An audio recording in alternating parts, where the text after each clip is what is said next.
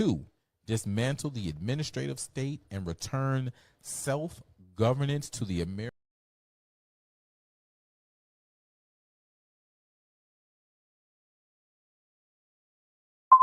These are the four pillars, guys. Restoring the family as the centerpiece of American life and protect our children. Restoring the family as the centerpiece of American life and protect our children. That's number one.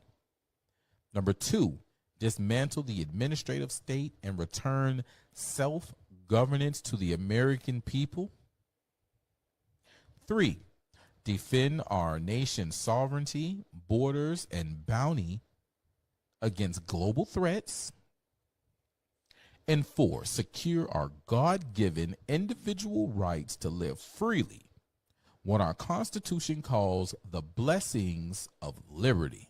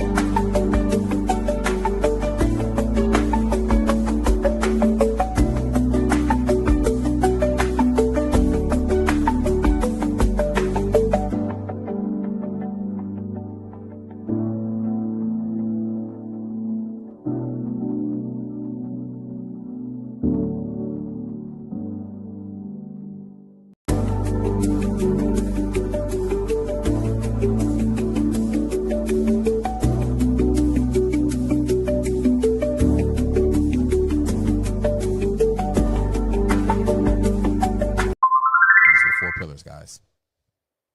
Restoring the family as the centerpiece of American life and protect our children. Restoring the family as the centerpiece of American life and protect our children. That's number one. Number two, dismantle the administrative state and return self-governance to the American people.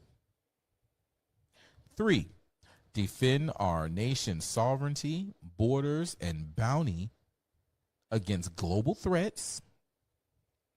And four, secure our God-given individual rights to live freely, what our Constitution calls the blessings of liberty.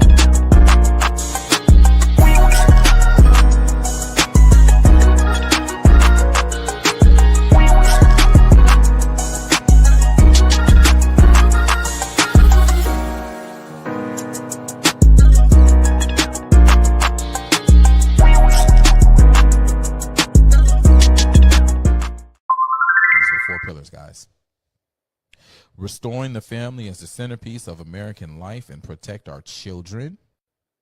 Restoring the family as the centerpiece of American life and protect our children. That's number one. Number two, dismantle the administrative state and return self-governance to the American people. 3, defend our nation's sovereignty, borders, and bounty against global threats. And 4, secure our God-given individual rights to live freely, what our Constitution calls the blessings of liberty.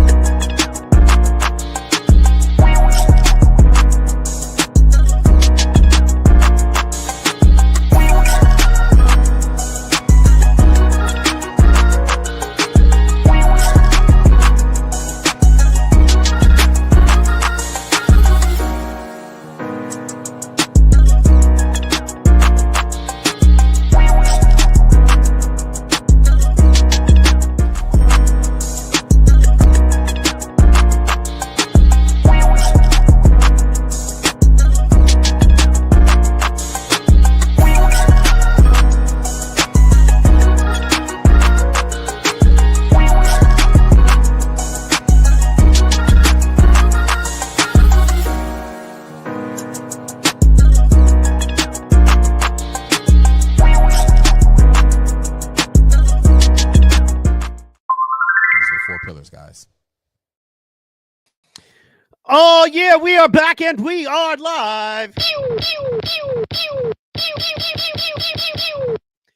All the pew-pews for you. Yeah.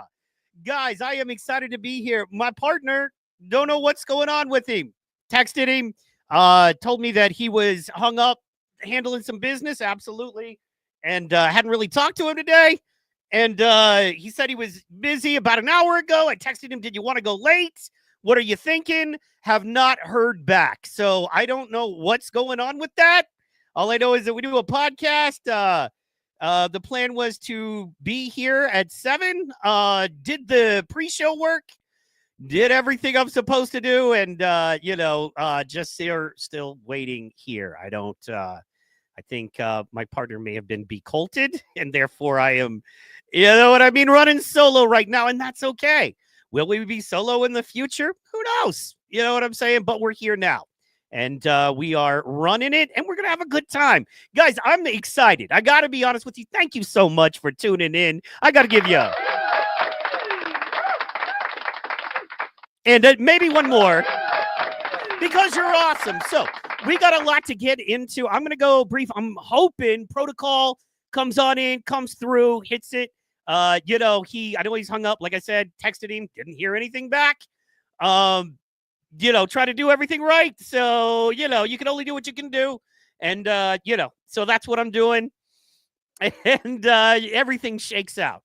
So what we're trying to do now is get it rolling with some exciting stuff. As you know, the title of this show is Epstein, Warp Drives, and Draft Drama. What are we talking about? We are talking about, shout out to Cindy in the chat. And, of course, shout out to Amy in the chat. We love you, and we appreciate you, and we thank you. So what I wanted to talk to you about first is this weird Epstein thing that's going on. Look, guys, are we ever going to get the files? I don't know. You know what I mean? When I think about the Epstein files and everything that's going on, I'm just like, and maybe another, because we were told we would get the Epstein files right away. And I'm a Trump supporter on most things, but I'm really disappointed because we were supposed to get these files and we didn't. And then we were supposed to get them again and we still didn't. Now they've got hard drives. They've got video. They've got pretty much hardcore evidence. And Ghislaine Maxwell is still in prison for trafficking. But who? Who did she traffic to? Right? So there's all of that to keep in mind. But past that, let's see here. But past that, I'm going to switch these out a little bit. Then we have the number one. That's right. The number one Epstein witness in the case suicided herself. Now, there's a lot more going on than that. We're going to pull it up and get into it there. But this week she suicided herself, and that is odd because she had actually tweeted that she would never do that. So, stuff like that is going on. She was in Australia. I'm pulling up that information now because it's important. It's important to watch. And let's get into this. It's a little bit longer of a video, so it's about 13 minutes long. So let's check it out, settle in, and give me 1 second to pull this up. Yeah. Let's see here.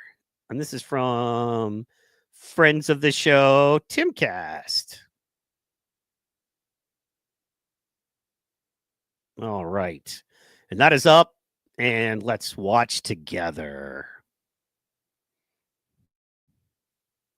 Virginia Giuffre, who accused Prince Andrew of sexual assault, has died.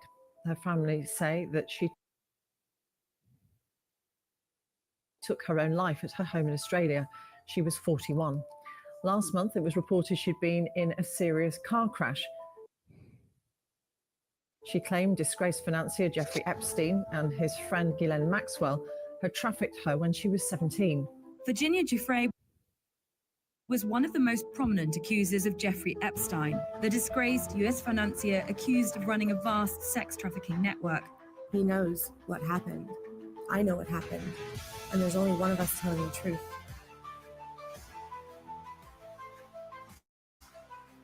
Last night, breaking news.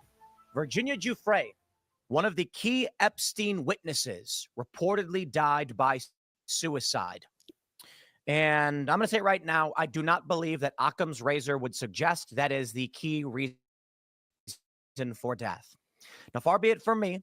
Okay, so as you guys know, I don't. That Occam's razor, it is suspect timing, is basically in the absence of evidence, the conclusion that assumes the least or makes the least amount of suspicions is normally right. So, in the absence of evidence, the conclusion that we come to, the decision we make when we don't have all the evidence, Occam's razor says the one that makes the least amount of assumptions or assumes the very least, just kind of the facts and what we have and just barely what we need to extrapolate over to get the facts. That's Occam's razor. Now, applied in this, we do not believe, and I'm with Tim here, we do not believe that she killed herself. So let's continue on and check this out.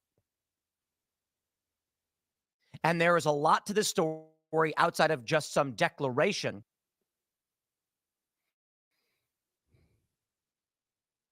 That there was a death by suicide.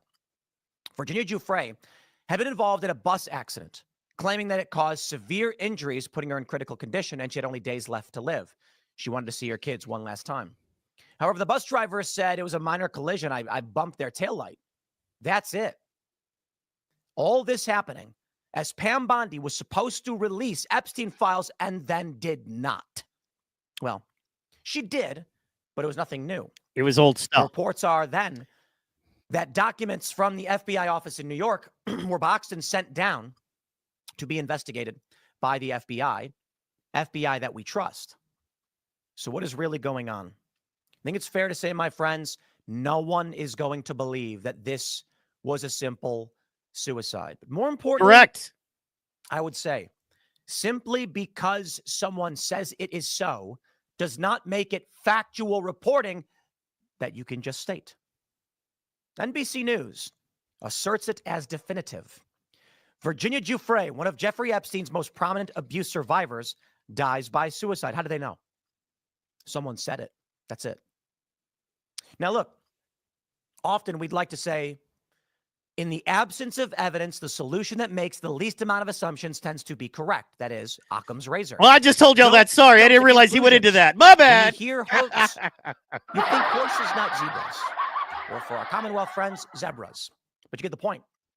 In this capacity, unfortunately, I would say, considering the high-profile nature of the Epstein case, the cover-up, and the ongoing investigation, and the fact that documents were set to be released, all of a sudden, one of the principal witnesses nearly dies and then does.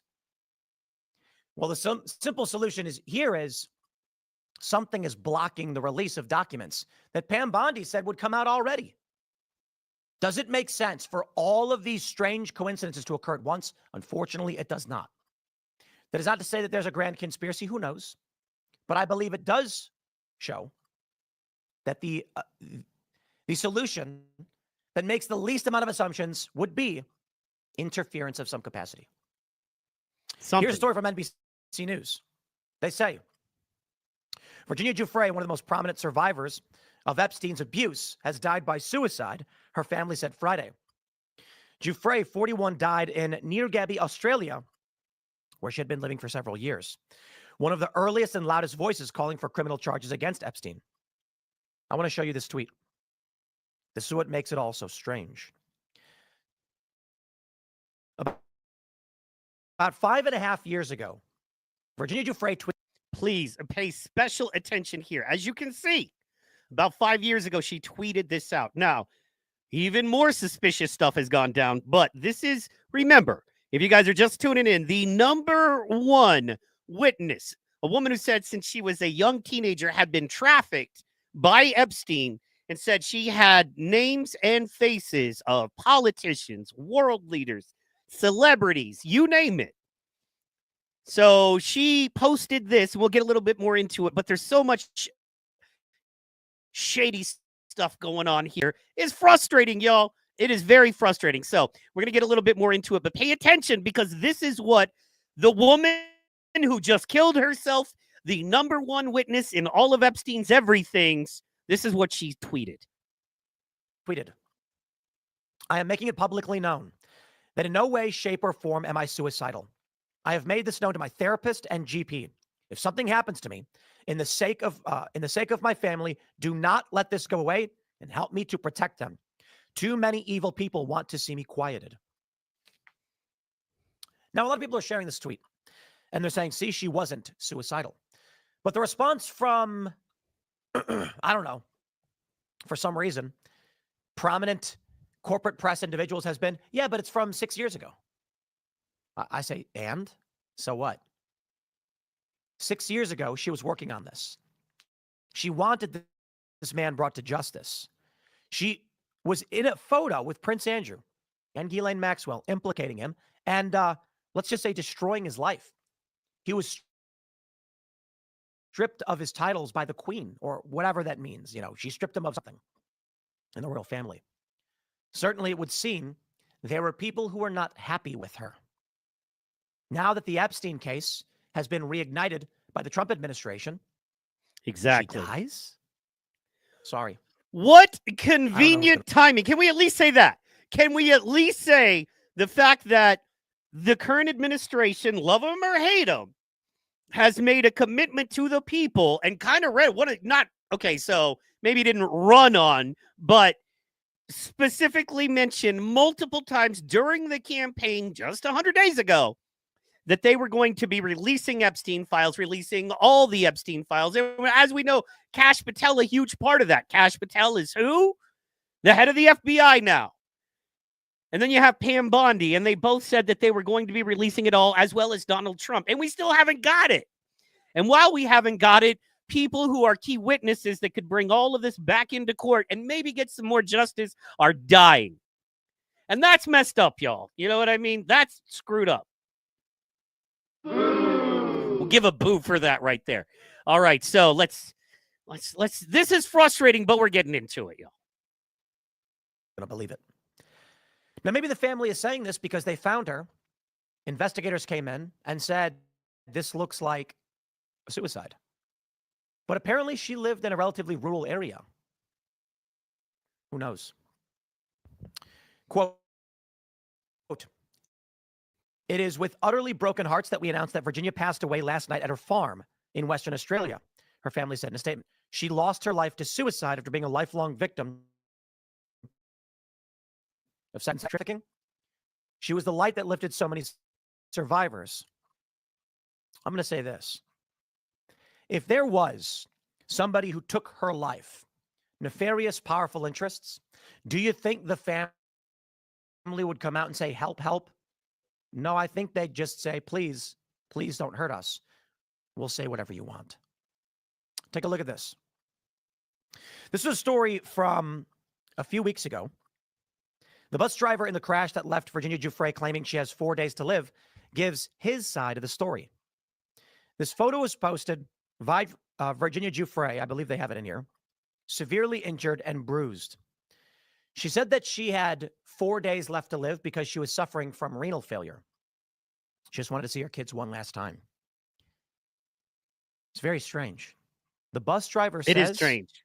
he dinged the taillight. That's it. Mr. Munns, a school bus driver for 16 years, said he beeped his horn, but was unable to avoid clipping the car and damaging its taillight in what he described as a minor collision. Okay, guys, so for those of you not paying attention, and for those of you that are paying attention, basically, supposedly news came out worldwide that Virginia, the number one witness in the Epstein trials, was hit and maybe only had a few days to live because she was hit by a school bus. Now, the school bus driver himself said he only clipped the back of her car. So that right there, pretty messed up. Let's continue on. Be the assassin who rammed her at full speed with I a bus doubt it. full of children? Was he paid off? Or is this the cover-up? He dinged the back of her car. He said he didn't even remember seeing her in the vehicle. Police report claims she was. Something does not make sense. Take a look at this. A few days later, People magazine says Virginia Giuffre alleges husband has physically abused her for years. I can no longer stay silent. Wait, what? Hold on there a minute. How are we getting a nonsensical story? Let's break this down. One of the key witnesses in the Epstein case. Pay attention to that, because as he says there, how are we getting a nonsensical story? Like, what's going on? How are we getting a story about her and her husband that's really not relevant to the case, you know, and that kind of thing? Well, what's going on here? Why are we getting this information now? What is going on here? I agree. Doesn't make much sense unless you're trying to astroturf, unless you're trying to set up harm to someone and you want, you know, what do they call it? Plausible deniability. So let's check this out. Says she's not suicidal and she wants this guy brought to justice, implicating Prince Andrew and maybe so much more she has not yet testified about. Trump gets reelected. See, everything's quiet. Trump gets reelected, says, we're going to release these documents. The administration does. Documents get stalled. Nothing happens. Reportedly, they have all these documents now being sent out to be investigated by Kash Patel and others. All of a sudden, we get a story that makes no sense. Sneezing, sorry. Virginia Giuffre hit by a bus, severely injured, going into renal failure, alive, in critical condition. 4 days to live, she says. Well, they can put her on dialysis. There's emergency treatments to keep you alive. True. Bus driver then comes out and says, I barely dinged her. Broke her taillight. That's it. She was fine. In fact, I don't even remember seeing her in the car. Look at this. Let me Shout try out and to find Art in the chat. He says, the small Toyota Thanks for Highlander dropping collision was by. driven by a 71-year-old woman. He said he had no recollection of Miss Giuffre being in the Toyota. Yet she's saying now she's going to die. Unless she wasn't. Unless someone took the picture of her and posted it. 2 days later, People magazine says she's alleging physical abuse from her husband. What? Which one of these stories is real? What really happened? I'll tell you this. The one thing we know for sure, we have no idea. Is this the story of a woman being beaten by her husband? That's it. Just so happens she's also one of the lead witnesses in the Epstein case. Maybe sometimes husbands beat their wives to death, I guess. But she was in a bus accident? Maybe not. Bus driver says he didn't even remember seeing her there and only dinged the back taillight. He certainly must have gotten out and checked on things after clipping her car. None of this makes sense. So when they report then that she is now dead by suicide. Dead by suicide. How could any rational person believe it? I don't know. How could they? Here's what I think is a possibility. And who am I? And especially when we're dealing with the Epstein stuff. We don't even believe that Epstein killed himself. So it's very hard to believe that a woman who would have all this dirt on all these powerful people would. And in addition to that, the fact that where's the evidence? Where's the information? Where is that newer Epstein files? Where are the hard drives? Where's the video? Where are just the damn names? Let's get some damn names out here. Can we get some names, please? Give me names. We want names. Somebody took her out, obviously. I should say, obviously, I think there's a possibility she was taken out because the Epstein case may be moving forward now, and powerful people do not want to be exposed. Look at what happened to Prince Andrew. Who wants to go through that? And so something was done. Now this story comes out that her husband was beating her. Why? Because the bus story doesn't make sense. The bus driver comes out and says, hey, that never happened. They panic. She lives in a farm far away by herself. Interesting. There's weird stuff going on, my friends. And I think people underestimate exactly what's going on. But something is going on. Now, maybe this is the story of a woman who suffered abuse. And so she finally just couldn't take it anymore. Maybe. She has kids. Maybe to all of it. But I'm going to say this.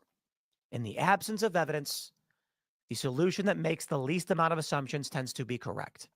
Yep. And that means, what do we know? A victim of Epstein's trafficking, who was a witness in a court case, who destroyed the life of Prince Andrew with her testimony, dies. And they say by suicide. Someone just said, it's just the family said. That's it. Okay.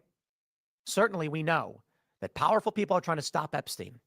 Would she not be also in the way? Then we get an abrupt, random story of a bus accident. And we're supposed to go, but bus accidents happen. Sorry, the bus driver denied it. How often does it happen that a person dies by suicide after getting hit by a bus and claiming the bus slammed into him at 110 kilometers an hour, when the bus driver then comes out and says that never happened and you weren't even there? Okay, that story makes no sense. How am I supposed to fill the gaps in that story? There are too many assumptions to be made. Hit by a bus, claimed they were going to die in 4 days, despite the fact that there's treatments for renal failure. Exactly. Maybe not.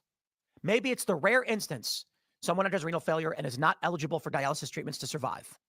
And then the bus driver claims it never happened and you weren't there.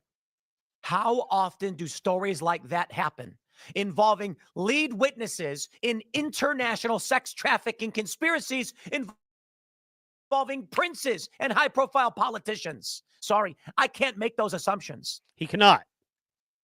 And then, actually, your husband was beating her? This is the most cockamamie crackpot nonsense I've ever heard.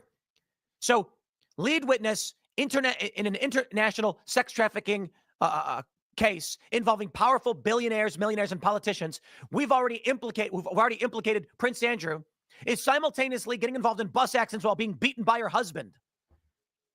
Sorry, that's the stupidest story I've ever heard. Now, I don't want to make any assumptions. So here's the problem. She says she was hit by a bus. Bus driver says she wasn't. Correct. So that story's moot. We have no idea. Now she's being beaten by her husband. There's no long-standing evidence of this. None. It just abruptly appeared. Sorry, I can't make any assumptions. The evidence we do have? Powerful people wanted Epstein dead. The cameras turned off. The guards fell asleep. Oh, yeah. Yeah, right. He's right. It is freaky stuff, man. Doesn't make much sense. Doesn't make much sense at all, right? Let's break it down. Let's just review the facts, chat. Let's think about this for a quick second here. Okay, so the key Epstein witness living by herself on a farm way out in the middle of nowhere, Australia, probably one of the most remote places in the world, right?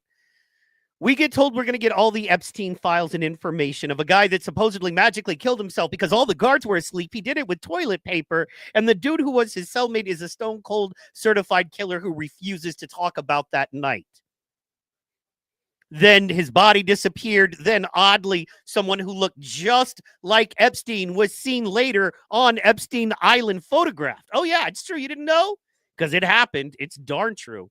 It's darn true. So now this woman who is the key to everything, and Trump in saying we're going to unlock everything, dies mysteriously via suicide. Only after last month, supposedly she was in a hideous bus collision with only 4 days to live and kidney failure, but somehow came out of that. And that didn't get it. And then an odd story where she's not even talking about supposedly she's been in a horribly abusive relationship. And then a couple days later, a couple weeks later, she kills herself. Come on, man. I think it's time we demand from the Trump administration, including Kash Patel, including everyone that has any access to any files, to come up with it. It sounds like a soap opera, Amy says. You're right. It does sound like a soap opera. I agree. The worst soap opera ever in the history of soap operas. But yes, you are correct. It is a soap opera. I want to shout out everybody that's listening right out. Shout out to Chad. Shout out to Tom.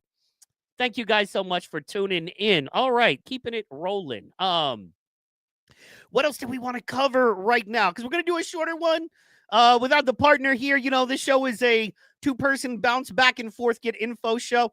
So I'm kind of waiting on the partner. It's about 7:30, hoping he comes in by 8. If he doesn't, we'll just we'll just call it for tonight. And then the next thing I wanted to bring up and talk about, man, this is some heavy stuff right here, right? This is some heavy stuff. It looks like the government may have admitted that they have warp drive and super hyper speed drive technology. That's right. I know you're like, what? What are you saying to me right now? You know what I mean? Star Wars, bro. And I hear you. But I think it's worth a pay attention.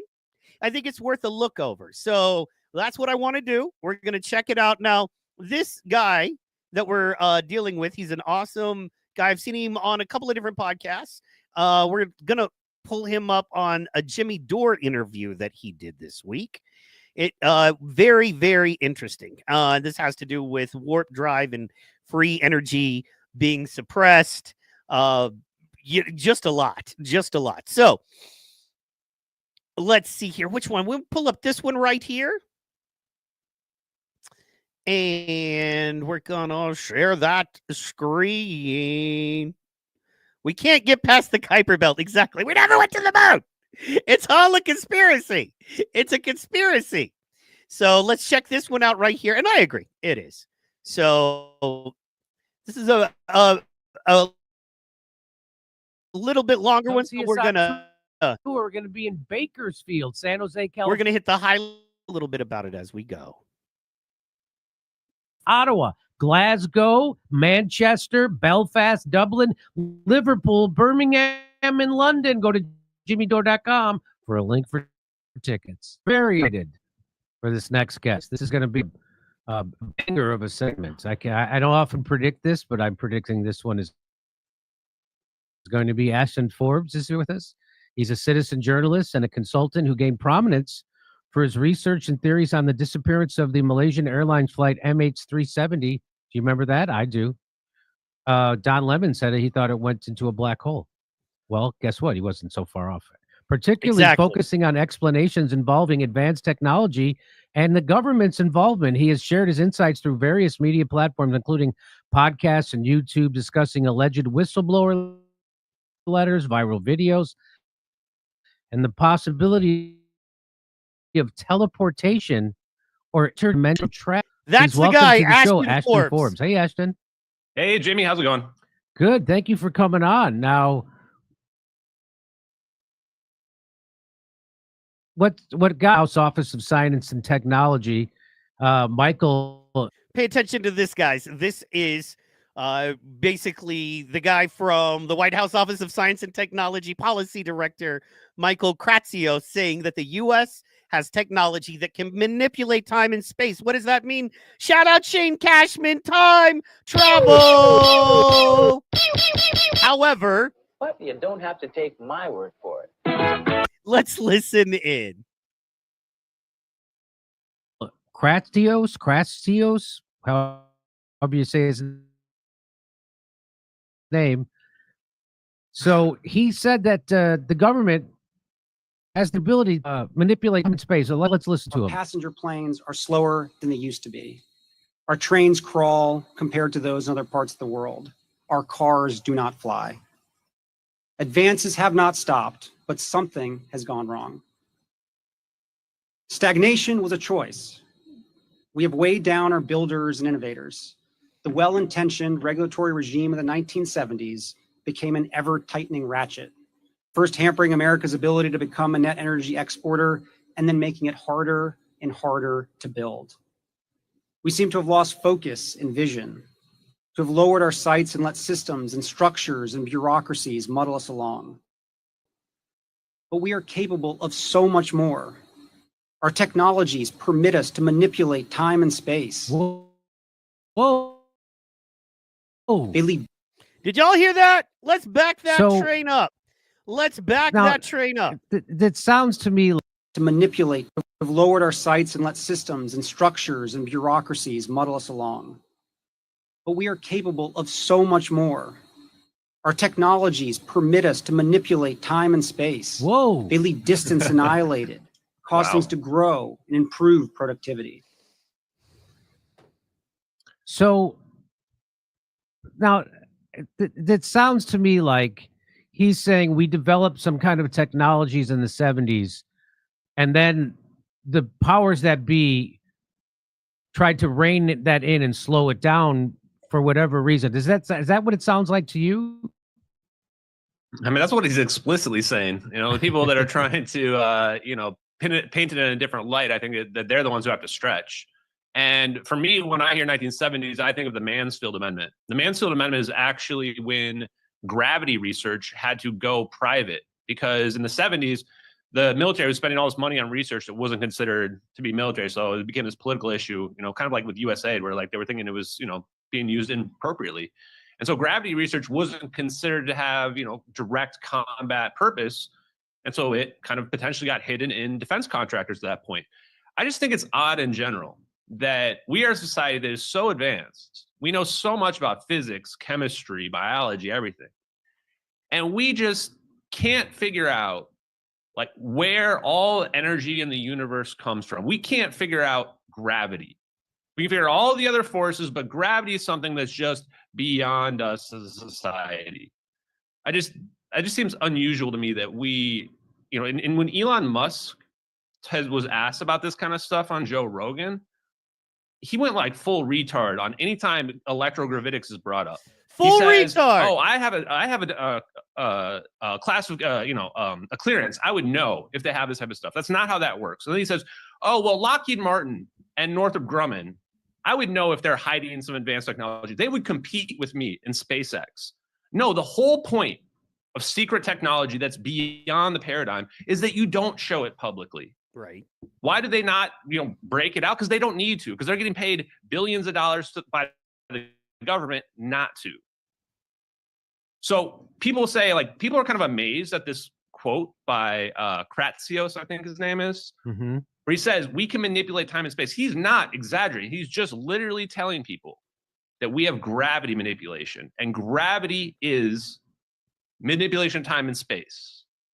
The reason why we feel gravity on this planet Earth is because we're sitting on a giant ball of mass that's in this universe fabric that we call our reality.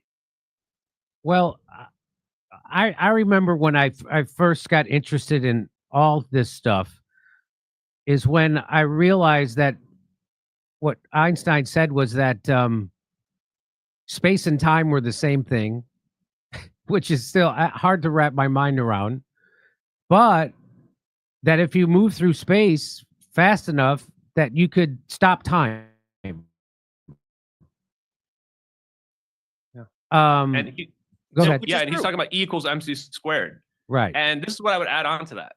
And I'm here to help prove Einstein correct. Einstein's the one that theorized gravitational waves and ripples. Ripples in what? Space is not actually empty.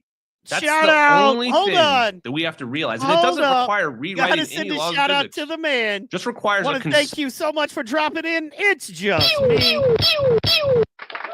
Good to see you, brother. God bless you. I hope you're having a wonderful day. Appreciate you. Holla at Pro. Tell him to come through. I know he was busy doing stuff. We're waiting. Might be through a little bit later on. So what we're doing is running this because, man, this is just so interesting. A lot of new information, as you probably already know. It's just me because you kind of know everything before we do. You're just on top of the game. But as you know, the White House basically came out and said they can manipulate space and time. So we're talking a little bit about that. I've always loved the idea of time travel. Of course, we can manipulate gravity via magnetics and things. And he's just getting into that. And I dig that, man. So, yeah, we're checking that out. So thank you so much, me, for dropping it. Conceptual viewpoint change. The universe is electric. What unifies the very small things and the very large things is electric charge, positive and minus. It's actually that simple. The speed of light actually isn't constant. It just appears constant because we're in this fish tank we call space-time. And while we're in that space-time, the speed of light, the refractive index of that medium is the same. So it just appears like it's a static constant. But we can actually change that refractive index, optics. And ultimately what this means is we open the door to teleportation, otherwise known as Miguel Alcubierre's warp drive metric, which is pretty much the same as what you would see in Star Trek in terms of their warp drive. So you're saying that human beings today possess Star Trek technology?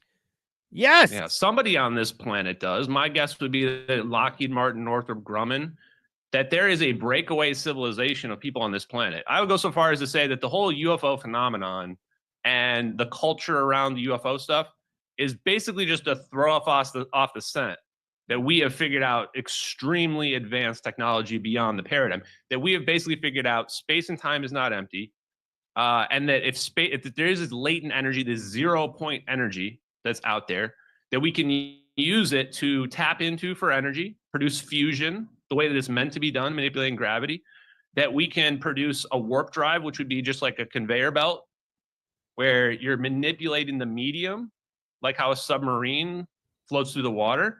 And then if you take that to its extreme, take Einstein's equations to their extreme, just like Miguel Alcubierre did, you can actually create a shortcut between space and time.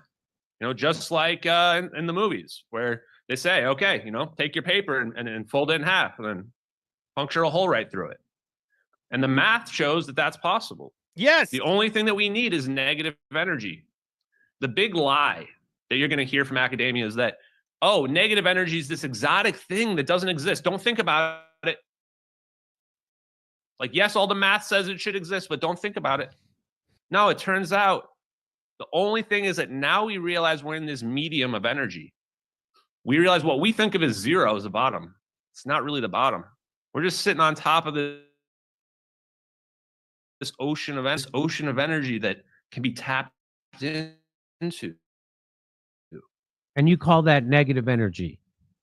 Yeah, I think negative energy is this idea that we just go below the ground state, that we're in this equilibrium, like sitting in the bathtub and the bathtub it was still warm. It's because your body temperature equalized with the temperature of the water. That's the same idea. What we think of as zero is just equilibrium. So going below that equilibrium would be negative energy. And then that means that negative energy isn't some exotic substance. It's just normal energy. It's just tapping into the latent energy that is, quote unquote, below baseline, below ground zero. Turns out there's several engineers and physicists that have been promoting these concepts, and predictably they get attacked and discredited as pseudoscientists and all kinds of stuff. Person kind of let the cat out of the bag and letting us know that we have Star Trek technology. We can manipulate space-time and possibly we could teleport like they do in Star Trek. Yeah, the only thing I would say is that wasn't letting the cat out of the bag. That was definitely an intentional release. See, that doesn't get written up that way without the intention of, you know, they knew people were going to react to it that way, you know, especially with the whole paragraph going in front of it. Right. And right before that, a week before that, Trump said, we have weapons nobody understands. We're so far ahead of everybody else. And then he just kind of shrugs and is like, yeah, so they're not going to do anything. I mean, and these are the reasons why everybody's been reaching out to me, because for 2 years. That's important. Trump has already said we have weapons nobody understands. Remember that. We have weapons no one understands already.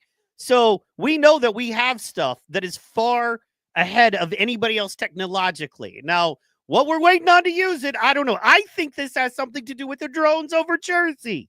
I think that we're testing this stuff in the most, benign way possible to just make sure our remote controls work and all this stuff works, everything but dropping the bombs. And you got to have airspace to do that in. And you got to have, residential and business districts and things for those drones. So, can those drones see people? As far as we know, they can. They literally can see people. Like there's a drone in the sky, 1,000 people. They can zoom in on one person's face. And they can literally go after that one specific person. That's how good their technology is. And a lot of times, a lot of what they're saying is that these are these aliens and stuff like that. And they're not. They're American military, industrial complex creations, guys. That's what we're talking about here.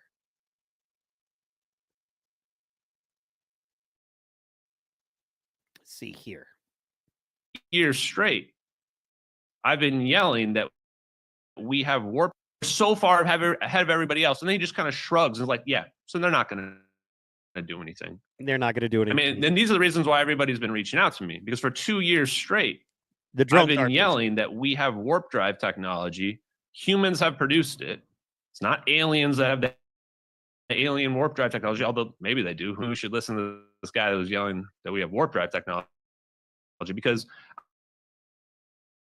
I'm not just saying that we have it. Like, I'm showing it in the videos of what happened to Malaysian Airlines Flight 370. Someday people will accept that that's what we did to the plane. And I'm also digging into the scientific papers and the patents, talking to the engineers, like Navy engineer Salvatore Pais. Actually, somebody just texted me earlier and said that Joe Rogan just apparently on Instagram posted a thing about his patents. The guy's 100% legit. He just got like UFO patents that explain these plasma orbs and everything. And the world just hasn't quite caught up to it yet. Hold on. We got me earlier of what happened to Malaysian Airlines flight. Alien warp drive technology, although maybe they do, who knows? And now people are hearing it being validated and they're going, oh, maybe we should listen to this guy that was yelling that we have warp drive technology, because I'm not just saying that we have it. Like, I'm showing it in the videos of what happened in 70. Someday people will accept that that's what we did to the plane. And I'm also digging into the scientific papers and the patents, talking to the engineers, like Navy engineer Salvatore Pais. Actually, somebody just texted me earlier and said that Joe Rogan just apparently on Instagram posted a thing about his patents. The guy's 100% legit. He just got like UFO patents that explain these plasma orbs and everything. And the world just hasn't caught to it yet. So I call myself a 0-point energy influencer, because I realize I don't need to prove the science or the physics. It's all out there. The papers are out there. I don't need to build anything. People have been building free energy devices and stuff like that, getting discredited for decades. We just need to wake people up that all the same bullshit that we're getting fed in the media, all the same corruption in the government, that's happening in academia is the $10 prize, ladies and gentlemen. And that's why I wanted to play this. I showed you all of that. We lead you all the way around right to the front door. Now it's up to you to walk in, right? That's your call. We can't force you. We don't want to. However, it's very, very interesting, guys. That's the thing, right? I mean, all the things you're being fed bullshit about, race wars and taxes and, this person sleeping with that person and bop. That is also going on in the intellectual fields, in the high level fields, in the, in the military industrial complex. This stuff is happening. So think about how much more it is, because remember, they have a big vested interest in fooling you and keeping you stupid. But they have a much larger vested interest in keeping this power to themselves and only using it when they feel it benefits them the most, and us not having it. And that's something very important to remember. So let's continue on. Not just medicine, like with all the COVID bullshit that we dealt with, it's happening in like physics and science. The defense contractors have been stealing all the best scientists and engineers, mostly engineers, and it's left this brain drain in academia where all we have left are the normie NPC thinker type people. So, I've had experience in bringing information to the public that ready for, and I've been attacked, right? So with the first time I did it was when I brought on Bill Binney, and we showed that Russiagate was garbage, and that the Russians did not hack into the DNC server, which was the basis for Russiagate. And then we showed that just asked normal questions about the death of Seth Rich, and people like that attacked me. It was just all over the place.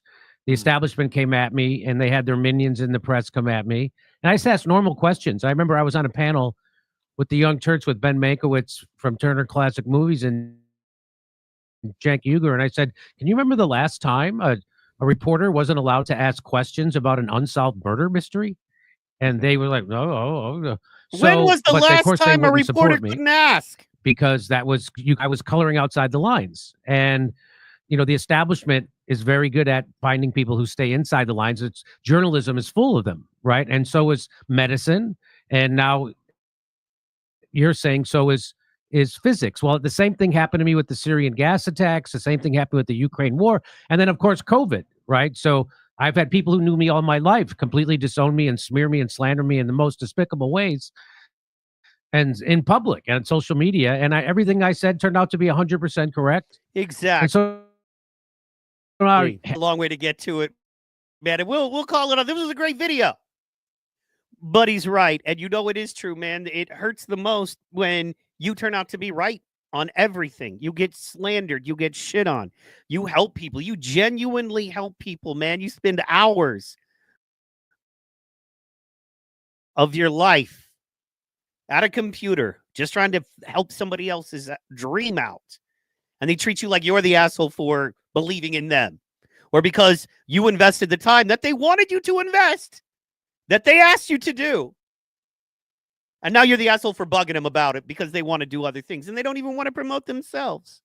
You know what I mean? It can be frustrating. It's extremely frustrating there. And at the end of the day, man, you have to be aware. You have to be wise. You have to know what's going on with this stuff, man, what they're doing, why they're doing it to you. You know what I mean? It's very frustrating. Ask questions about an unsolved murder mystery. And they were like, no. So, but of course they wouldn't support me because that was I was coloring outside the lines. And, the establishment is very good at finding people who stay inside the lines. It's journalism is full, and so is physics. Well, the same thing happened to me with the Syrian gas attacks. The same thing happened with the Ukraine war. And then, of course, COVID, right? So I've had people who knew me all my life completely disown me and smear me and slander me in the most despicable ways, and in public and on social media. And everything I said turned out to be 100% correct. And so now there's a long way to get to now. Have you experienced that? Well, I was going to say, that's why I wanted to talk to you to some degree, because I thought you might be able to relate to that. And yeah, of course I have. Nobody mainstream has ever brought up the topic, ever mentioned my name. In the UFO community, which is where this gained prominence, none of the top people will ever mention me, never have. Many of them probably get asked about me all the time about the videos. Only a small number have. It's like they're afraid to even talk about the videos, talk about me. It happened with Joe Rogan, actually. In fact, like all the debunkers got in touch with him, got inside his head. In fact, he's friends with a lot of these UFO community people who I've now realized, if I'm right, they're all pretty much big frauds trying to push this whole alien thing. And turns out free energy was on the table and they've been hiding it. So I think they got in his head, and they, this is what they do. Because podcasters tell me every time I say I'm going on XYZ show, they'll say, I get a message from them saying, I got these emails from these people saying, you're a horrible person. Don't platform this person. If you platform this person, you're going to look bad, whatever. So like, that's how I think they kind of get at you. And they kind of, try to make sure that your message doesn't get out there, just like you said. And there's one thing I want to say is that, thank you to Kurt Metzger, who I think you know very well. I've seen on Shout your out show to many Kurt times. Metzger. He direct messaged me earlier about this, said that he was actually going to bat for me with Joe Rogan. I saw the clip where he went to bat for me. He said the exact same thing I would have said to Joe, which is like the debunkers did the same thing that CNN does to Joe, where they changes the tone on his skin face tone, to make yeah. him look sick during COVID. Yeah. That's exactly what I was going to say. And Kurt brought it up, and That's what Joe they didn't do to really you, get it. man. And I'm going, I mean, that's what they're doing, is they're doing like a little magician trick, sleight of hand, and be like, oh, look, it looks exactly the same. Now, the interesting thing about what he's saying there about how they do that interesting little sleight of hand is that Joe Rogan said on his latest podcast that he'll be sitting there interviewing somebody, right? And he'll get a text from a friend of his that will say specifically, don't believe a word that guy's saying. He's in on these meetings. He's literally in on the meetings about UFOs or about this government conspiracy or whatever with the government. And he's telling you something completely different. Well, live on your show. Do not believe the hype. Guys, we're having some internet issues. I'm watching my internet go in and out. Thank you for hanging in there if you're feeling the latency. I am sorry about that. We are working on it, but we're getting it done. So anyway, we're just making it happen. You better kill me. I'm going to be another rapper dead for popping off at the mouth with shit I shouldn't have said. Oh, yeah. So we're going to keep it rolling here. And then finally, man, well, there was one more thing I wanted to show you over here on X that this has to do with the similar stuff. And this is the guy that basically exposed 9/11. And yeah, I want to share this. Absolutely. Let's see here. Are we back? We rolling? Oh, yeah. We're doing good. Guys, thank you so much. Make sure that you drop a like. Please drop a like. And then drop a share. And then please subscribe. We appreciate it. We depend on it. We live on it. If you think any of this is any good, it's free. It doesn't take you more than 60 seconds to like, share, and subscribe. And it means all the world to us. So genuinely, thank you for everyone that does it. It means a whole lot. Without those likes, shares, and subscribes, we don't get to do what we do. So we appreciate it, and thank you so much. And we are going to keep it rolling right here. This is something I just wanted to show you guys. This is the king of all 9/11 whistleblowers right here. The king of all 9/11 whistleblowers. And he went off. Wall Street Apes posted about it. I thought it was amazing, and I wanted to share it with you guys. It's a short clip.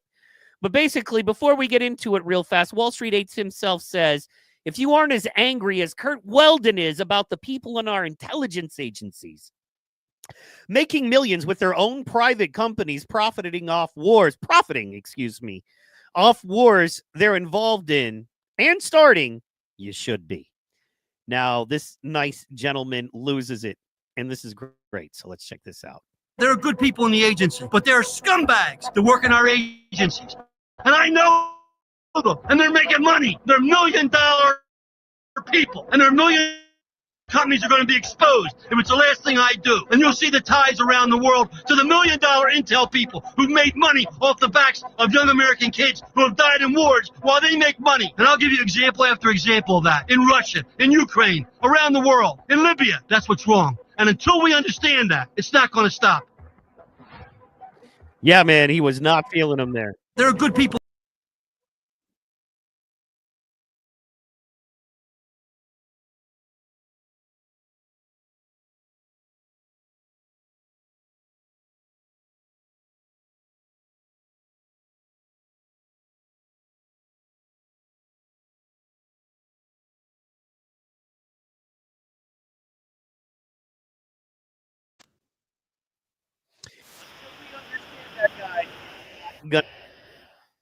Fine. There are scumbags in the agencies, and they're making millions, guys, and that's what we're dealing with. And we need to be careful, man. And I love the fire. I love the fire from a guy like that. I love the fact that an older guy who's been screwed over and the world is stacked against him. I love the fact that he's coming out, and he's coming out strong. I appreciate that. So I see that the video stopped, but here we are. Are we back? Are we back on Rumble? Yes. Are we back? Looks like we are back. Let me check on that. Let's see here. Are we back? Like I said, our internet is tripping tonight. I don't know what's going on with that. Thank you guys so much. We're working on it. Please stay and be patient with this. Yes, we are back. Awesome.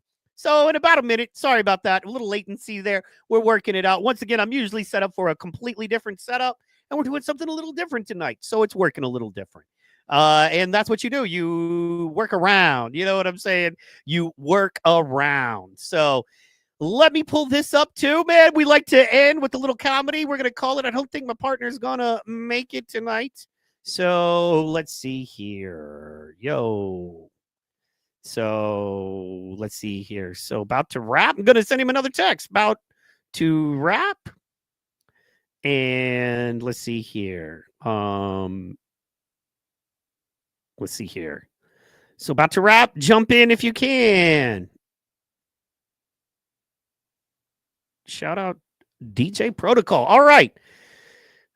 So anyway, we're keeping it rolling here. Anyway, you know, we like to end on comedy. Comedy is fun. Comedy is awesome.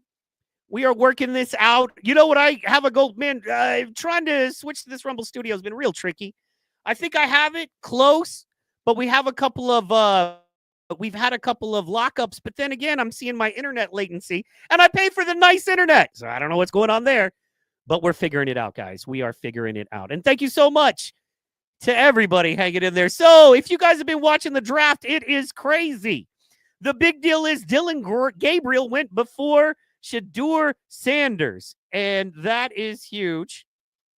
And that is a big deal there, as everybody thought Shedeur would go at least by the third round, and he didn't even go in the second day.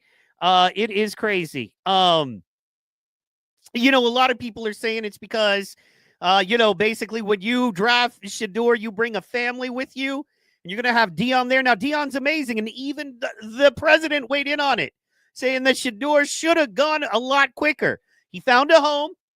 For those of you that are worried about it, he found a home. He's with the Browns now. You know what I mean? So, yeah, he is with the Cleveland Browns, and he's happy about that. And there is a lot of drama going on with the NFL draft drama. And we're talking about it, and we got into it. So basically, there's that. Going to be a lot of football players. What I'm interested in, and what I really want to focus on, and for all you football fans that pay attention to, let's go ahead and think about this and keep this in mind as the football season starts. Okay? And that is that you have to think about the fact that we are now entering into the NIL era. What is that NIL era? It's when the best of the best in college get paid more to stay in college for a year or two than they may be able to get going into the draft. And so now they come out of college. Now, have they prepared better NFL football players? Are we going to see a higher level of NFL sport? Is it going to be a better thing now? I don't know. Or is it going to be worse? Is it going to be that these guys are beat up? They've taken their injuries. The best hot couple of years of their life they spent in college. You know, there are a lot of guys that it takes a little while. It takes a little while to get them going.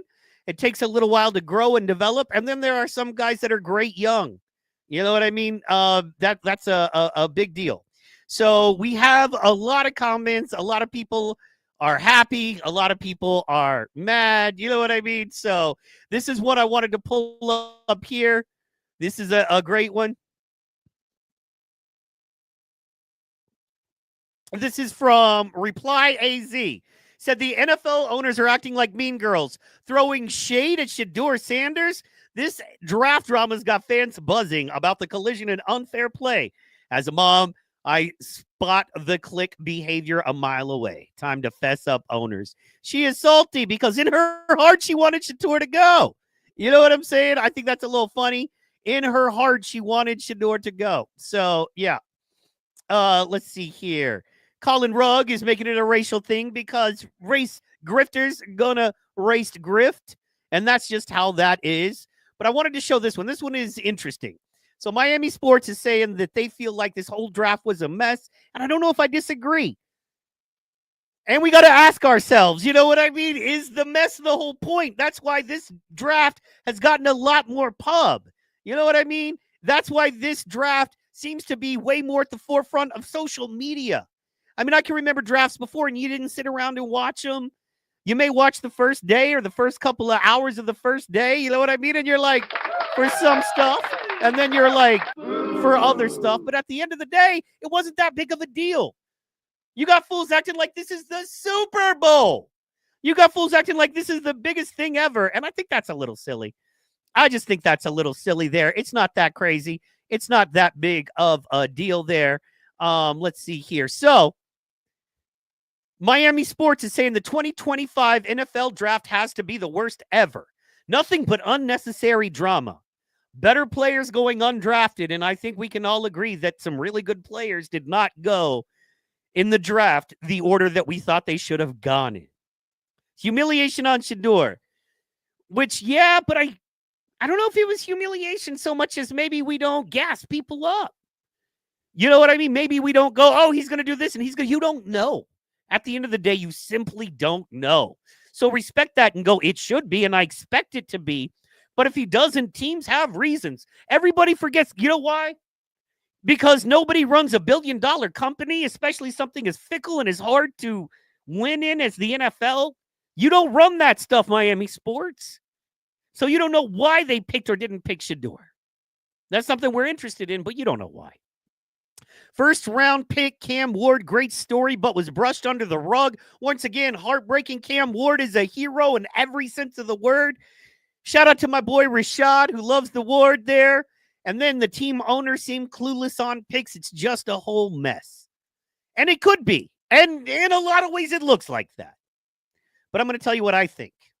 I personally think here that basically, long story short, the people don't understand. It used to always be all about the draft, and now it's not. The money's gotten so crazy. The money's gotten so high.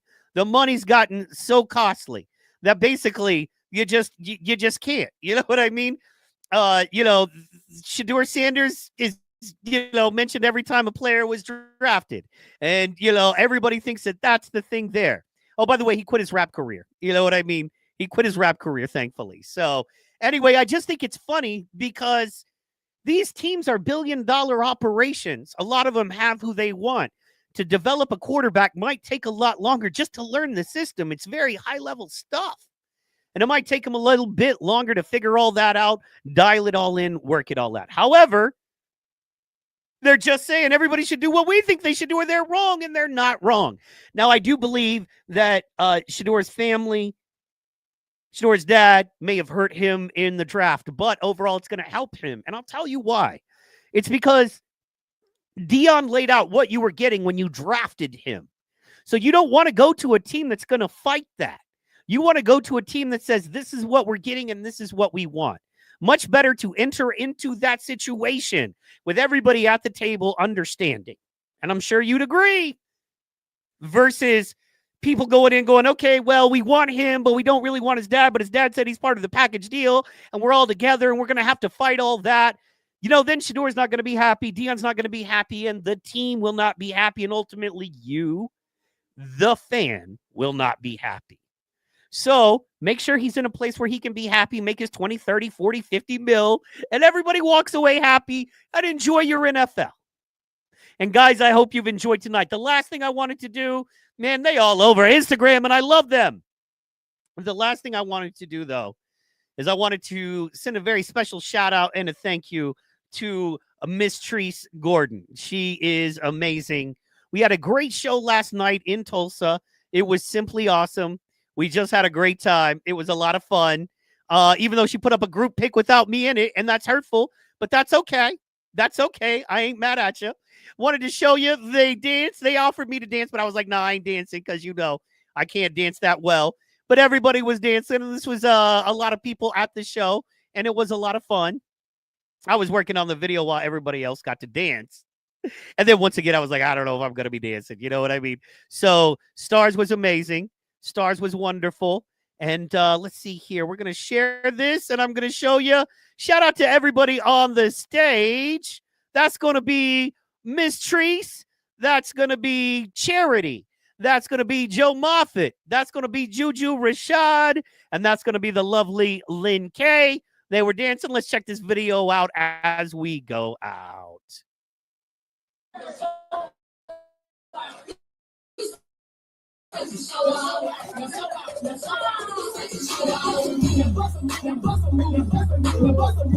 Get it. This was our our venue. It was awesome. It was a hell of a lot of fun. There goes Kenny. They got the dance down and everything. Those girls. Let's see here. I just wanted to thank them all. And then, okay, I'm going to do it. I'm going to give y'all one more picture or two of the event before we go out, just because it was awesome, man. Because it was, what am I doing over here? I don't need to be doing that. Let me go back here. I got to be a better producer, but I'm working on it, guys. I'm working on it. You know what I'm saying? We are building, and we got a lot going on. Let's see here. Boom, and we're pulling it up. This right here is one of my favorite pictures anyone's ever taken of me, ever at a live show. I love it. I appreciate it. This was awesome. It's my new profile pic. I appreciate the love and the support. You know what I mean? This was me doing a bit. I don't even know which bit I was doing. I think I was doing my just want to get to bed bit. Ladies take a lot longer to go to bed, and you don't realize that till you get married. But yeah, this was a great picture. It was a great venue. As you can see, man, it was one of those old warehouse vibe venues. And, Amy says it's so you. This is one of those old warehouse vibey venues that they've redone and restored. It's called Wampa, the Black Box Theater in Tulsa, historic district. Love what they're doing there. So happy to be able to be a part. I'll be honest. I was happy to be a part. Thank you, Miss Trice. Or excuse me, Miss Treese. I got that wrong. My bad. And guys, make sure you check all of this stuff out because it's really fun and we do a lot of it. We do a lot of fun stuff. We're always working. Juju's got his Wednesday night shows. I'm going to head up to Tulsa and check some of that out. You know I are. You know I am. You know I will. So now I just want to go through and show you a couple of other projects and stuff we got going on. I'm very excited about.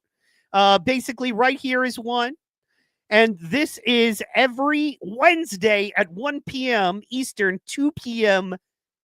2 p.m. Eastern, 1 p.m. Central, and Noon Mountain, 11 West Coast. And this is called The Nooner Show. It's with me and a great dude, Vern White.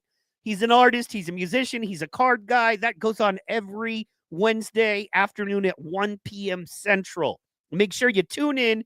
Check it out. We'd like to be right in the middle of the week to give you that break, to give you that mind break. We go a little deeper. It's a little more esoteric. We discuss kind of the theory of things. We start out with basic everyday things and talk about maybe how they affect the spiritual side of things. We love him.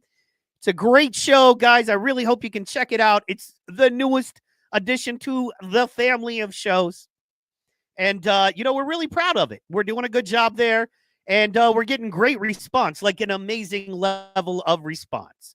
So that's Wednesdays at noon. And then, as you guys know, if you don't already know, we want you to know. We need you to know. It's actually important that you, in fact, do know that every Tuesday night at 8 Central, we're going to share this even.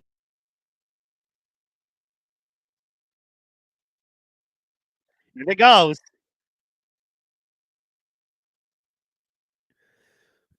Let's see here. There it is. And go. And let's see here. At the stage. Boom. Ladies and gentlemen, as you know, something that's taken on a lot of its own love, a lot of its own life, a lot of its own fire, and that is the Power Slap Time Show. And we want to thank you so much for that because that is awesome. And we are doing it large and doing it live. Now, that's going to be on the Power Slap Time channel every Tuesday. That's every Tuesday night at 7 p.m. Central, 8 p.m. East. Guys, we want you to check it out. Tune in. We hope you like it. We hope you love it. So that is, once again, Power Slap Time. Pew, pew, pew, pew. That's with my boy, Michael Manamy, and we go over Power Slap. What is Power Slap, you ask? And that's fair. That's a fair ask. What is Power Slap? Well, Power Slap is slap fights. You know what I'm saying? Power Slap is Dana White's newest endeavor, where he's taken the best Power Slap fighters and he's put them on a stage and given them opportunity. Now, I love it because these are everyday real dudes doing the everyday real thing, everything they can to make it happen. And we love it. And you guys should go follow everything Power Slap. But most importantly, Power Slap Time, my show, every Tuesday night on Rumble. So once again, we have Sunday night Rumble on Rumble right here, as you know. Then, as you know, we have Tuesday night Power Slap time. And then Wednesday, the Nooner Show. And then finally, because we got a lot of shows, guys, Thursday is the PT Pod Show. We just wrapped up an amazing and awesome run, a 3-week run with Miss Treese herself, who I was just showing you. And we got some good stuff coming up. The thing Thursday night coming up, I have a guest from Kill Tony out of Austin, Texas, a hilarious comedian, making it happen, doing it live and doing it large. His name is Billy Sherman, and he's going to be doing it. So, you know, we're proud of what we're doing here. We're doing a lot. Let me just pull this up for you so you can see it. Here's the channel, guys. Please go like and subscribe. That's PT Pod, Rumble/PT Pod. And as you can see here, we've got the Nooner Show. We have the Stars Under the Stars PT Pod Show. Now, to kind of break it down, Rumble on Rumble, as you know, this is our news, current events, crown jewel show. Then we have the PT Pod Show. That's going to be my deeper interview show. Then we have the Nooner Esoteric Show. And then, of course, the Power Slap Time fun show about Power Slap Time. 4 days a week we're here, and we're dropping clips all the time. Please go follow PT Pod, or you can follow me at Seahawk Comedy on Instagram and X. And guys, I want to thank you so much for tuning in. It has been a great night. We miss you, Pro, and should be back next Sunday. We'll see. We will talk to you soon. God bless you. This has been Rumble on Rumble number 67, Epstein, you Tuesday night for Power Slap Time. Bye-bye. Oh, boy.